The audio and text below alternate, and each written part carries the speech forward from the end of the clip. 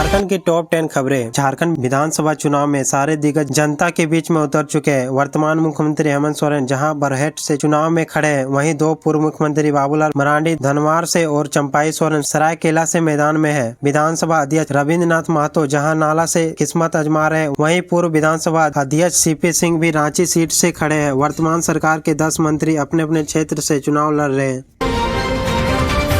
NTPC mining limited मुख्यालय रांची ने NTPC के 50वां स्थापना दिवस बड़े उत्साह और उल्लास के साथ मनाया। इस अवसर पर मुख्य अतिथि अनिमेश जैन और क्षेत्रीय कार्यकारी निर्देशक ने एनटीपीसी ध्वज फहराया। इस अवसर पर अनिमेश जैन ने कर्मचारियों को विद्युत उत्पादन में एनटीपीसी के 50वां स्थापना दिवस की शुभकामनाएं दी।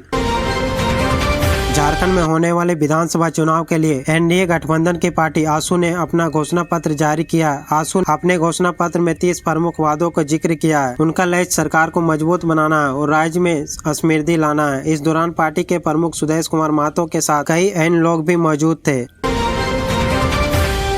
केंद्रीय शिक्षा मंत्री धर्मेंद्र प्रधान ने कहा है कि झारखंड में रोटी बेटी और माटी खतरे में है, जहां खनिज संपदा की लूट हो रही है। हेमंत सोरेन अपनी संपत्ति बढ़ा रहे हैं। देश के पहले मुख्यमंत्री है जिन्होंने सीएम रहते अपने नाम पर संपत्ति अर्जित की है। हर व्यक्ति की खनिज संपदा पर अधिकार है। हेमंत सोरेन गरीबों को यहाँ के खनिज संपदा पर हक देने के बजाय अपना विकास करने में लगे हैं। जब तक हेमंत सरकार रहेंगे तब तक झारखंड का विकास संभव नहीं है। वे शुक्रवार को चक्रधरपुर के बदगांव में भाजपा प्रत्याशी शशि भूषण समाड़ के पक्ष में चुनावी सभा को संबोधित कर रहे थे।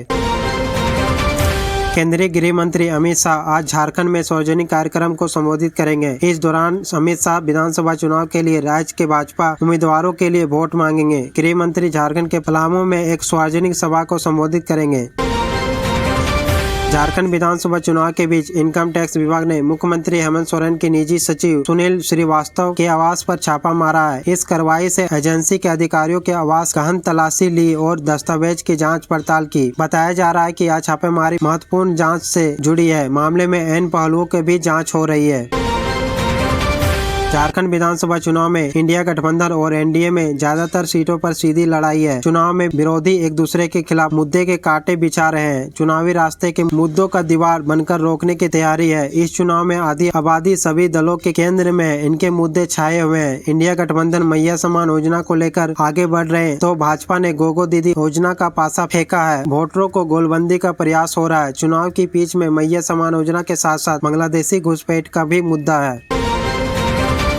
झारखंड के मुख्यमंत्री हेमंत सोरेन ने एक बार फिर से चुनाव आयोग पर सीधा निशाना साधा है। सीएम सोरेन ने झारखंड में चुनाव के लिए अलग अलग राज्यों में पुलिस बुलाने और सिमडेगा में पुलिस फोर्स द्वारा फायरिंग कराने का लेकर निशाना साधा। साथ ही सीएम सोरेन ने ईडी और सीबीआई के एक्शन पर सवाल उठाए हैं।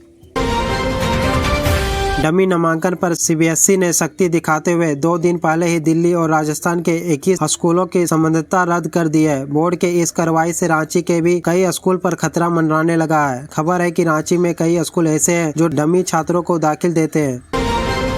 खूंटी पुलिस ने तोरपा बाजार टांड स्थित शिशु भूषण साहू के घर में 15 किलो अफीम बरामद की है। वहीं इस मामले में जॉर्डन नाग और अल्बर्ट कदीर को भी गिरफ्तार किया है। दोनों ही शशि भूषण साहू के घर में किराएदार के रूप में रहते थे। जानकारी के मुताबिक खूंटी एसपी को सूचना मिली कि इंदेहास का रहने वाले जॉर्डन नाग अपने किराए के मकान में अफीम रखा है। वहीं उसका दोस्त भी आया और दोनों ही अफीम बेचने के लिए तत्काल बाहर जाने की फिराक में।